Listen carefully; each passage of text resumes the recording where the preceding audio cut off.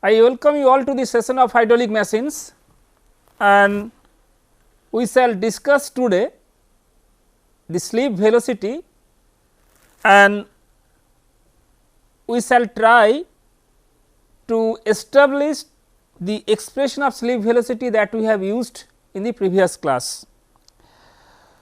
So, you can recall in the last class, though we did not derive the expression of slip velocity, but still we had to use that expression to obtain the value of slip coefficient. So, if you try to recall, we have discussed about slip velocity.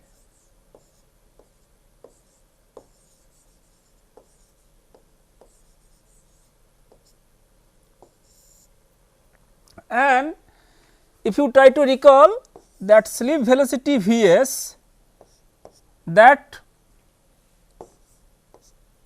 we have used, this is pi u2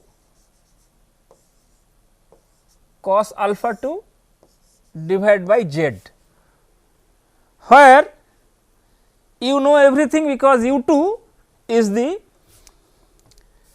blade velocity at the outlet,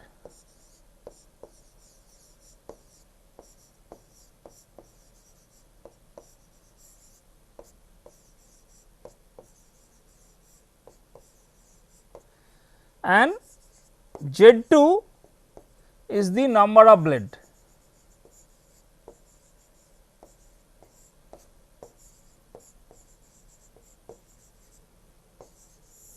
Okay. And we have seen what this angle alpha 2 is from the velocity triangle. Okay. So, that is what we have discussed in the last class. Now, today our objective should be to establish this expression, because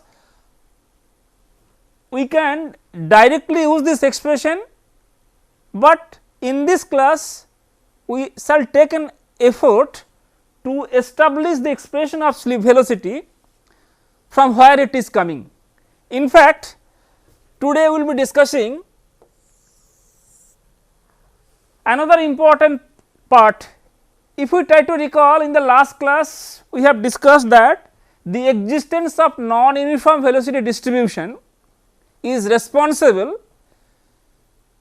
to, rather is responsible for the mean flow direction to be changed from the design angle to the another angle, that is beta 2 prime, and because of this effect it is, rather it leads to a reduction of all important tangential component of absolute velocity, that is wall velocity, and eventually head which will be developed by a particular pump will be less than that is predicted by the Euler equation. So, basically if you try to recall, we have been discussing on this particular topic for the last 2-3 classes. The sole objective is to understand that there is slip, and because of this phenomenon, though we are expecting to get head, rather I can say actual head is definitely less than the ideal head that will be predicted by the Euler equation. We have seen that there are many other losses, that is losses due to friction, recirculation, wake formation, separation, but the slip which is there, liquid slip in the flow passes, and that is not caused by the fluid friction. So, it does not represent a loss, but it follows from the ideal flow analysis of the pressure and velocity distribution. Okay. So, today we will try to see, in fact we have seen that why this slip is there, rather what are the factors for which the slip velocity someone should take into account when designing a pumping system or the pump to be precise. So, basically today we will see that if we take again impeller of a radial flow pump. So, if we take an impeller of a radial flow pump and this is rotating in this direction, that is clockwise direction with an angular velocity omega. So, this is omega. Okay. And if we try to draw a few blades,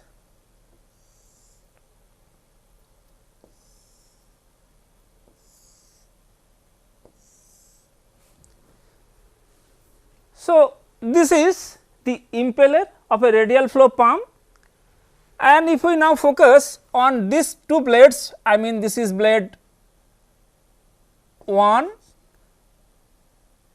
this is 1 prime and 2 prime. So, basically if we now focus our attention on these two blades, that is 1 prime and 2 prime, right, we will see that now what it does, basically what we have learned from the previous classes. In a radial flow pump, blades do work on the fluid which is being handled by this pump.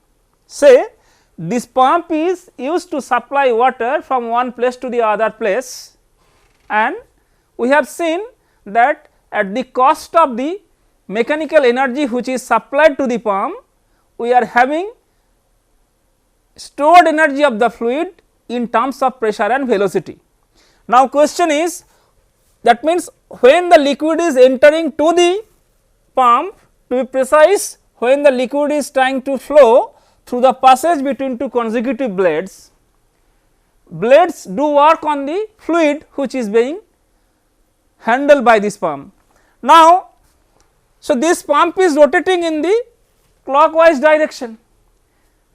Because of this phenomenon that the blades are doing work on the fluid, that means blades do work on the fluid which is being handled by the pump, and blades exert an impelling force on the fluid. So, basically this is rotating in this direction. So, the fluid which is there in this flow passage, so this is the fluid,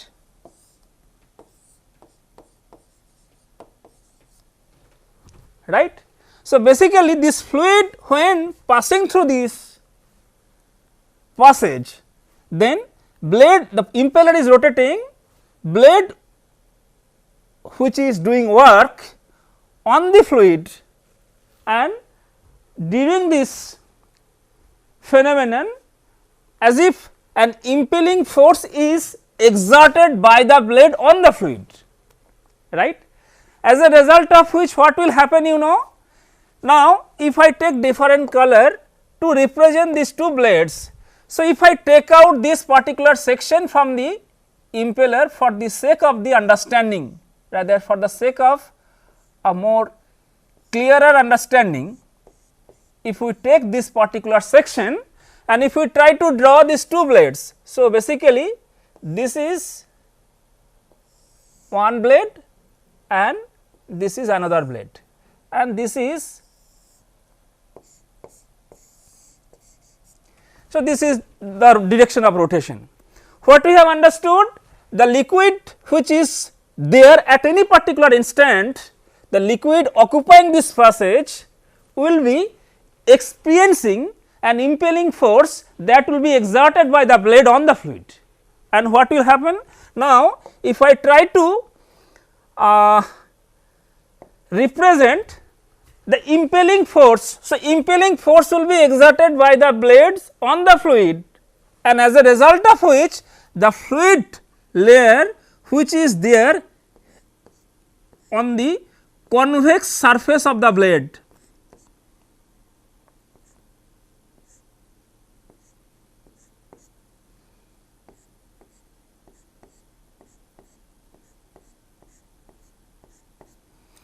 So, you can see there are two different surfaces, one is convex surface, other is concave surface. So, because of this impelling force, the fluid layer which is on the convex surface of the blade will be having relatively high pressure, right. So, it is exerting force per unit area, that is the pressure, right. So, here the pressure will be definitely high, as if the blade is now inserting an impelling force on the liquid layer which is on the convex surface of the blade. So, basically if I write convex or upper or forward,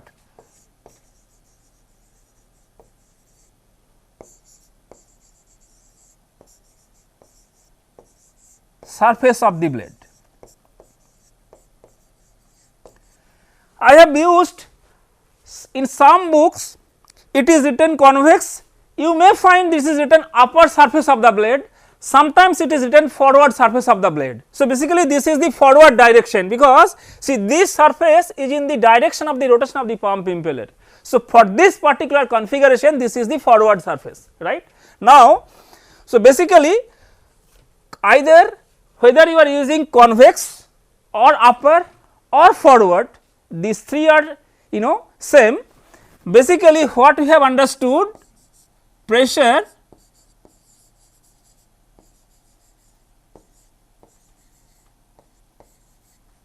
will be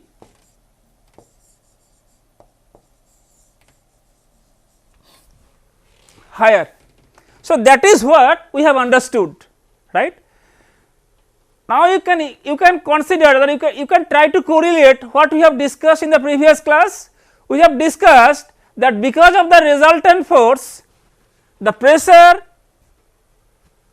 on the liquid layer of the convex surface of the blade will be having high pressure because of the resultant force, right. So, in the last class what we have discussed? We have discussed that because of the resultant force, so if you try to recall, say these two are the blades, so a resultant force will be acting in this direction, right. So, this is the resultant force, this is the forward force, and another force will be. So, basically liquid is trying to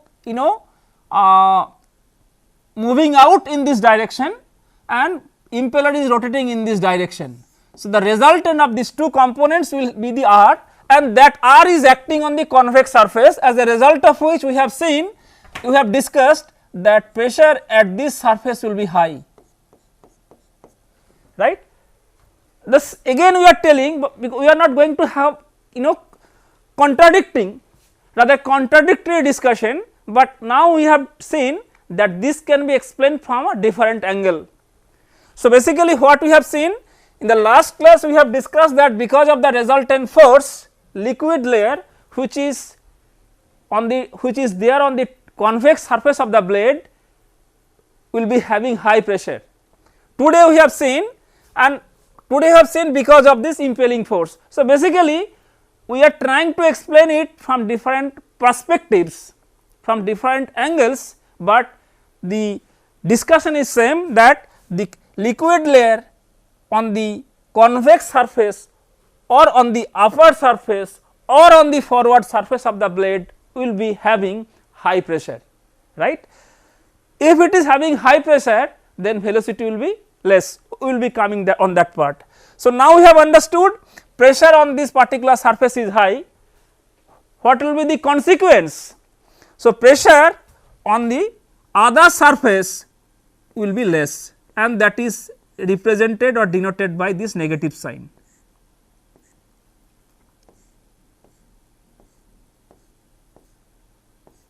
right. So, pressure on the other surface. So, if I try to write that concave or lower or back side back side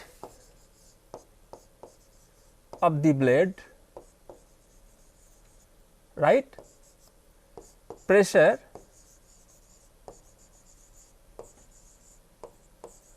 will be lesser, right. So, we have arrived at the same conclusion, but today we have tried to explain today we have tried to see it from another angle. So, basically my objective is to discuss that because of this impelling force, pressure on the convex or upper or forward surface will be high. That means the liquid layer, which is pressure on what? Pressure of the liquid layer, which is on the convex surface of the blade, will be experiencing high pressure.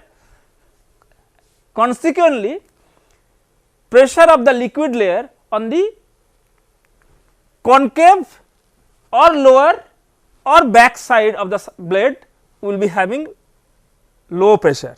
Okay. So, if I try to draw these two blades again. So, basically this is one blade and this is another blade.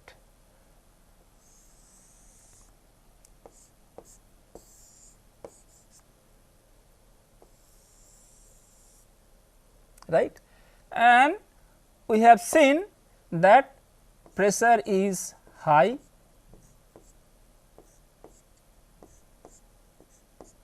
on the convex surface, while pressure is less on the concave surface. Okay. Now, see, we are going to discuss another interesting part, another interesting event. So, you have seen this is rotating. So, basically somehow we have arrived at the same conclusion, that is there is a pressure difference across the blade, right. So, basically if we traverse from the convex surface to the concave surface, from the upper to the lower, or from the forward side to the back side of the blade, we are having pressure difference, and this pressure difference. So, basically what we have seen, velocity. So, I can write over here is that, so if I write velocity of the liquid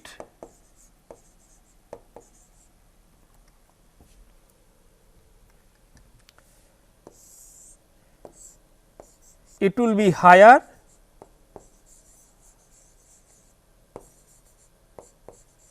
on the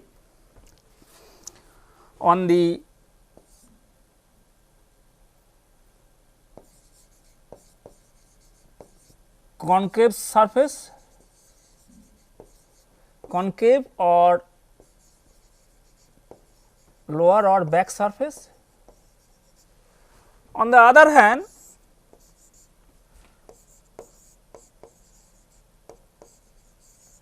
velocity will be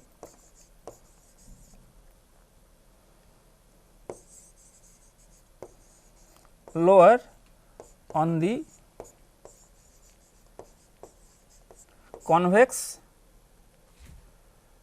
or upper or forward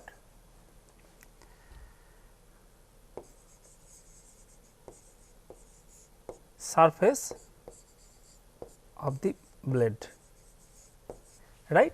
So, that is what we have seen. So, basically pressure is high, velocity is less, pressure is less, velocity is high, that is what we have established. In fact, that is what we are discussing for the last 2-3 classes.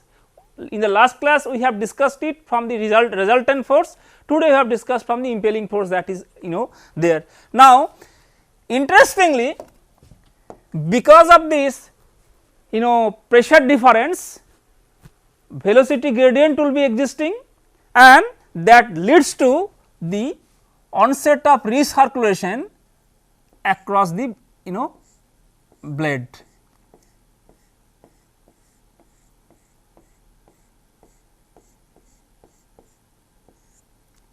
That gives rise to a recirculation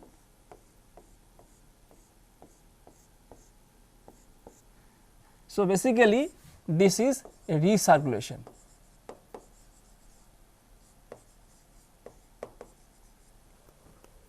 Right. So, this is recirculation. Right. Now, so basically recirculation and the direction of flow will be from high velocity to the low velocity. So, this is the direction of flow, this is direction of flow. So, this is the direction of flow, this is the direction of flow velocity.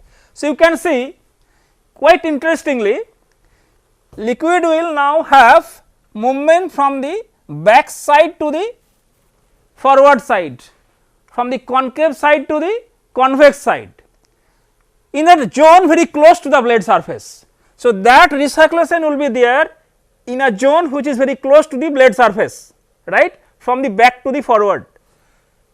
Now, what is happening as a consequence of this phenomenon, we can understand that inside the flow passage, that is the flow path between two consecutive blades, we can see there are two distinct regimes very close to the blade surface. So, if I now take these two blades for the discussion, you can see if I give the name that blade. So, that is what I gave name, that is 1 prime, this is 1 and this is 2, this is 2 prime, right. So, what we can see from in blade 1 prime, because of the less velocity on the convex side, upper side or forward side, liquid is having downward movement in a region very close to the blade. On the other hand, in blade 2 prime, there is upward motion of the fluid in the region very close to the concave surface of the blade. So, basically we can see there are two distinct regimes. In one regime which is the regime very close to the convex surface of blade 1 prime, the fluid motion is downward, while in other region which is the concave surface of blade 2 prime, the fluid motion is upward, right. So, basically the blade is, the pump impeller is rotating with an angular velocity omega. So, this is omega and there is a recirculation.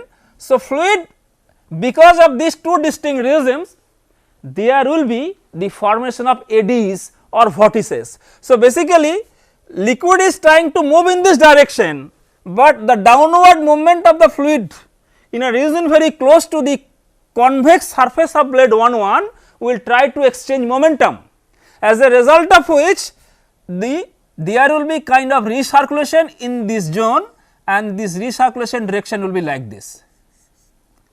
You have understood, right. So, basically the downward movement of the fluid in a region, I mean in the convex surface of the blade, in a region on the very close to the convex surface of blade 1, it will try to destruct the momentum of the ongoing fluid. On the other hand, this upward motion will try to give momentum to the fluid which is leaving the pump impeller, as a result of which this kind of recirculation zones, vortices, eddies will be formed, right. So, this is what we have understood. Now, this eddies is responsible for the slip that we have discussed so far, right. So, now why I have discussed this aspect, because I will try to now derive the expression of slip velocity, that is what we have written, that is pi u2 cos alpha 2 by z. So, till now we have discussed that why the eddies will be formed, why the recirculation zones will be formed in the flow passage between two consecutive blades, because of the existence of the eddies or vortices. When the eddies are formed, again I am telling, perhaps you have learned from the classical fluid mechanics, that is the turbulent flow course, when the eddies are formed, those eddies will try to survive. When the eddies are surviving, they will try to take momentum from the mean flow, and that will try to reduce the energy. So, basically our objective was to supply energy. Mechanical energy will be converted to the stored energy of the fluid in terms of pressure and velocity, but the formation of eddies will try to reduce energy, and as a result of which head which you are supposed to get from the pump following the Euler equation will not be achievable. But that is the another part of this discussion, but these eddies eventually will lead to the slip. Why? As I told you, the eddies which are formed, those eddies will grow in size, they will also move. So, basically there is a continuous flow. So, liquid is moving in this direction. So, there is a continuous flow. So, this is the flow direction.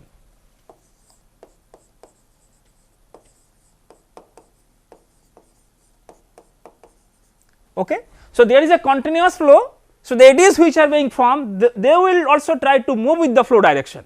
So, eddies will form, eddies are getting formed, those eddies will survive. While they are surviving, they will try to extract momentum from the mean flow, they will try to extract energy from the mean flow for their own survival. Not only that, in the course of flow from this point to that flow, eddies will also transferred.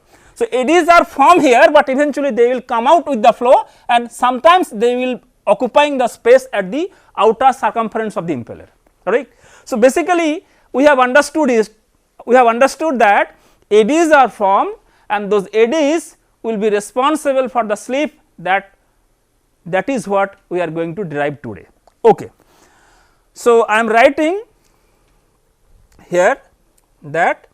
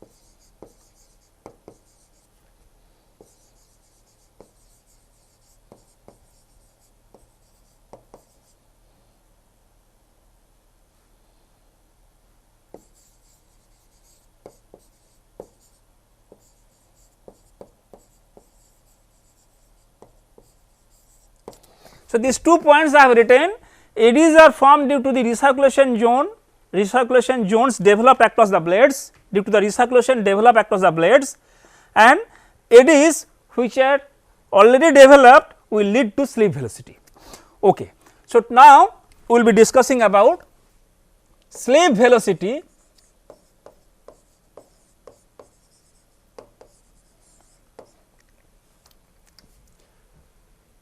quantification.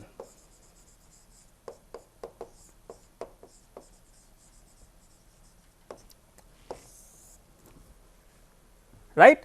So, basically till now we have discussed about the slip velocity we have tried to discuss from the qualitative perspective, why it is happening. We have understood till now that okay fine, because of the formation of eddies will form and they will eventually grow in size and will come at the outer circumference of the impeller. So, and I am telling these eddies will provide slip. So, this is basically a discussion on slip velocity from the qualitative perspective, but now time has come to discuss the quantification of the slip velocity. So, now again I will try to discuss that. I have to draw this again, right, very quickly I will be drawing. So, if I try to draw 2 blades,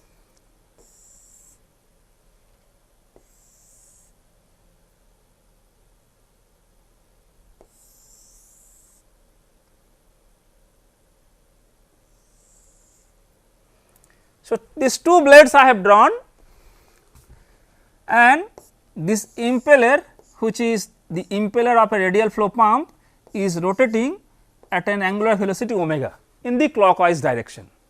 Following the previous discussion, we have seen that a recirculation zone will be formed. Okay. So, now you can understand that, I mean, if I try to draw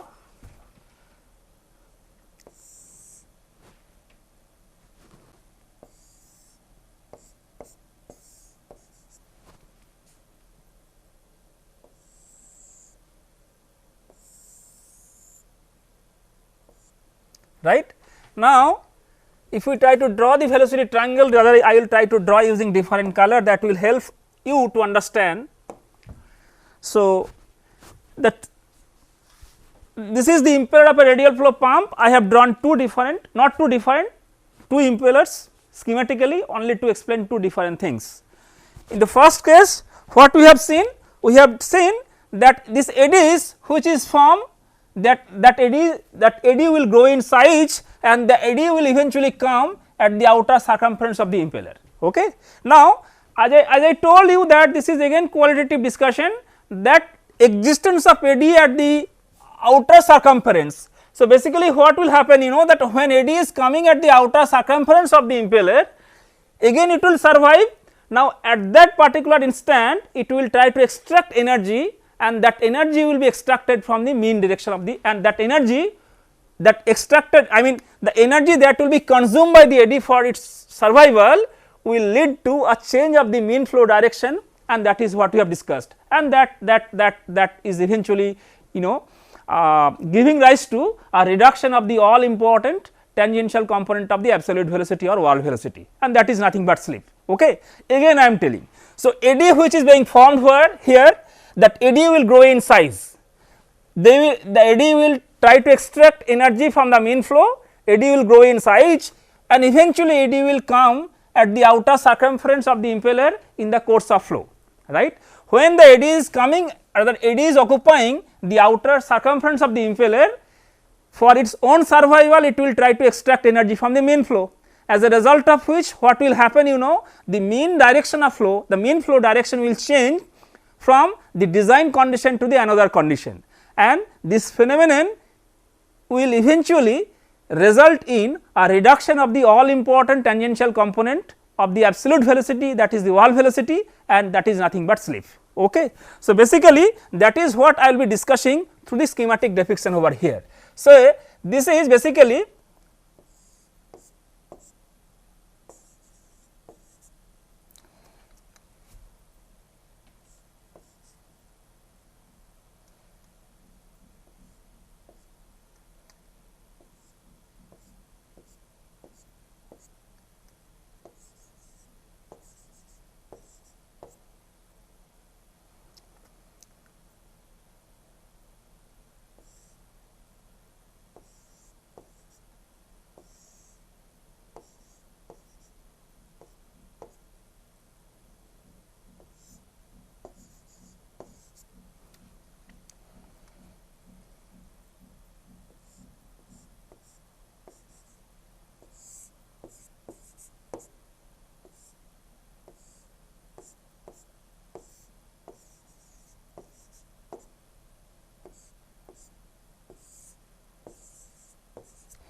so, in this schematic you can see when the eddy will eventually come at the outer circumference of the impeller, you can see that eddy basically again I am going there. So, this eddy will try to rotate in this direction, and that eddy will try to extract momentum from the mean flow, as a result of which what will happen, you know, that the absolute velocity which is supposed to be C2, but will be now C2 prime.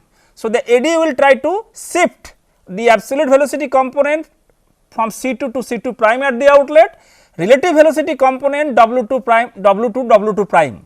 So, and as a result of which you can see the all important swirl component of velocity C theta 2. So, our objective is to obtain H is equal to U2 C theta 2 by G, and that is in absence of no swirl at the inlet, right. So, basically if C theta 2 is getting reduced, head developed by the pump will be reduced. So, what is happening, this eddy when it will come at the outer circumference of the impeller, if I now write here. So, eddy will be here. So, eddy will be here. When the eddy is coming here, right. So,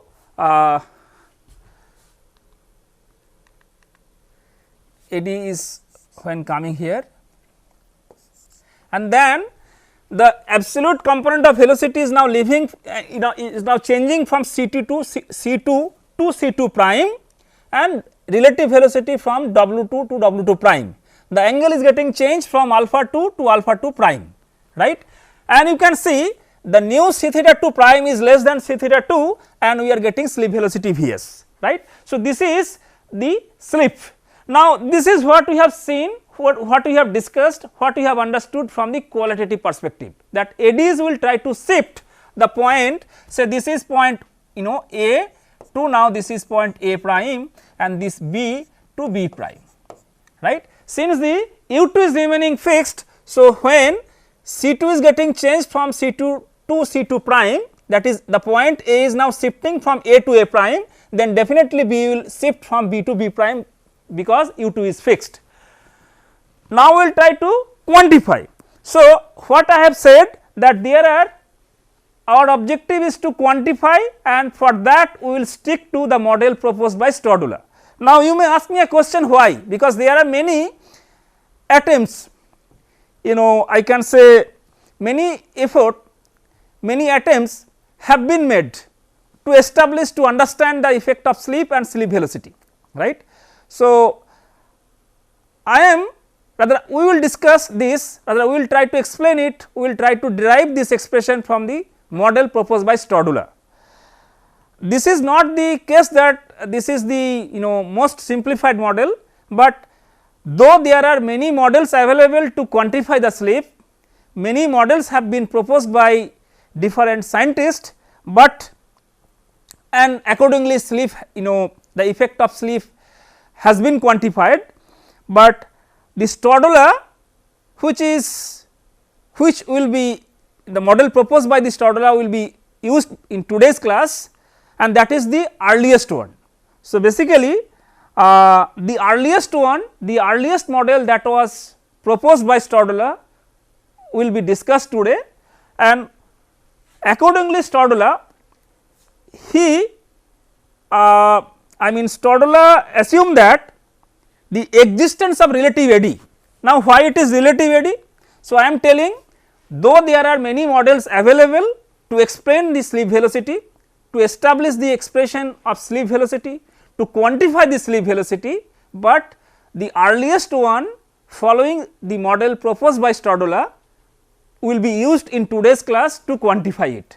Following this model, following the model proposed by Stodula, there exists a relative eddy. Why it is relative eddy? You can understand that the eddy which is formed inside the flow passage between two, inside the flow passage when liquid is flowing through the impeller, it is relative, because relative to the motion of the eddy. So, eddy is formed and it is having kind of circulatory motion, and you can see the motion is opposite to the direction of the motion of the impeller, right. The direction of the motion of the impeller is in the clockwise direction, while eddies will rotate in the counterclockwise direction. So, that is relative eddy, right.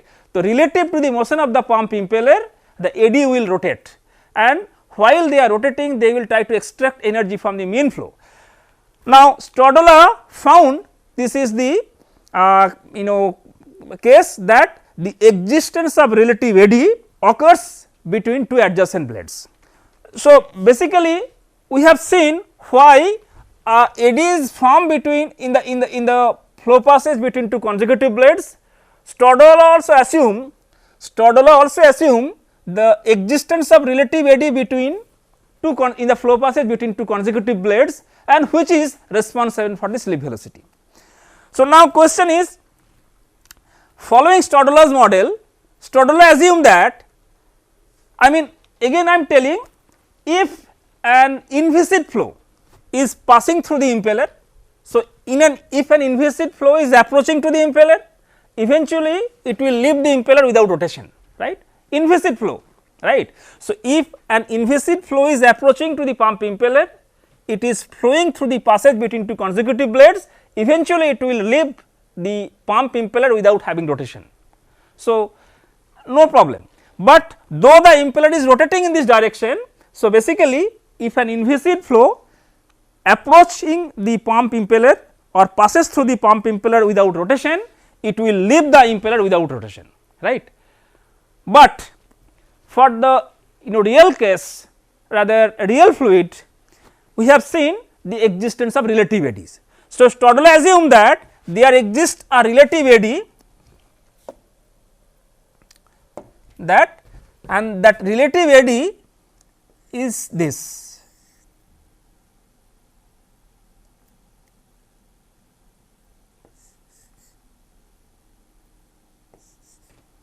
Right.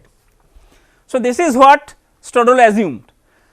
Now, question is, this is very important, that if the impeller is rotating, Stodole assumed that if the impeller is rotating with an angular velocity omega, then the fluid which is occupying the space between two consecutive blades will have a rotation related to the impeller, and that is minus omega, right.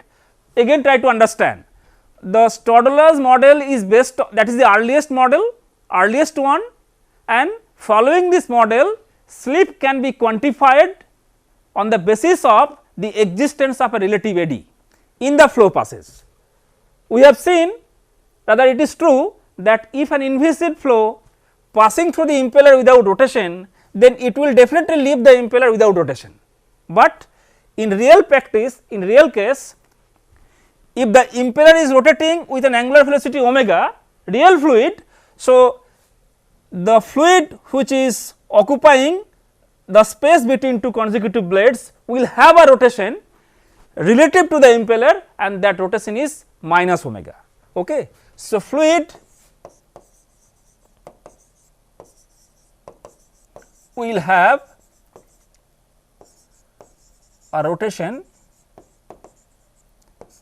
minus omega, right, that is relative to the what I can say impeller, and this is relative eddy.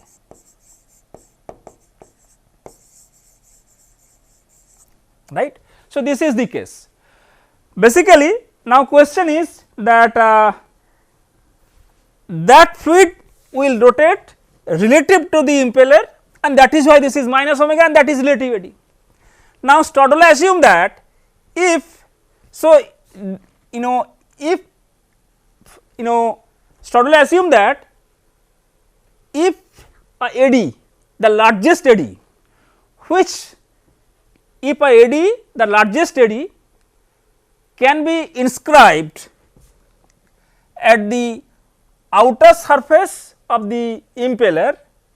So, I am trying to draw this.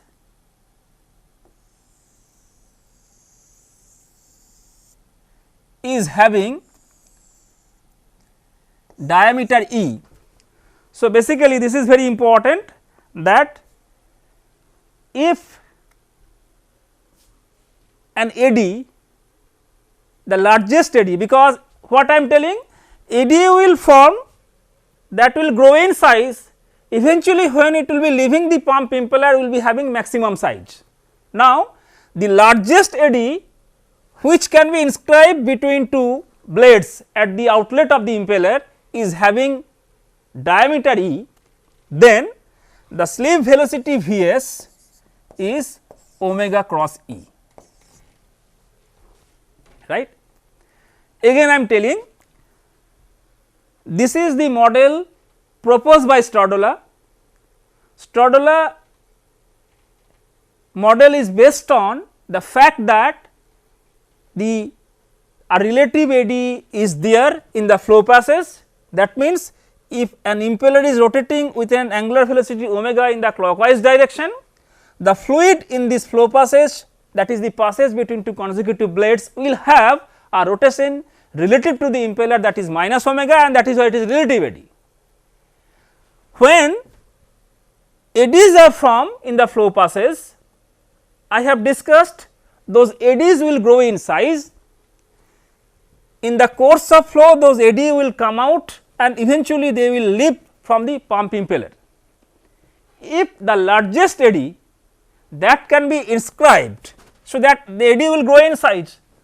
If the largest eddy that can be inscribed at the outlet of the pump impeller is having diameter E, then slip velocity following the Stradula model can be written omega into E. Now, from there it is very clear, right, this is velocity. So, I mean we very often we write, right, that what is the slip velocity, right, we know that u is equal to r omega, right.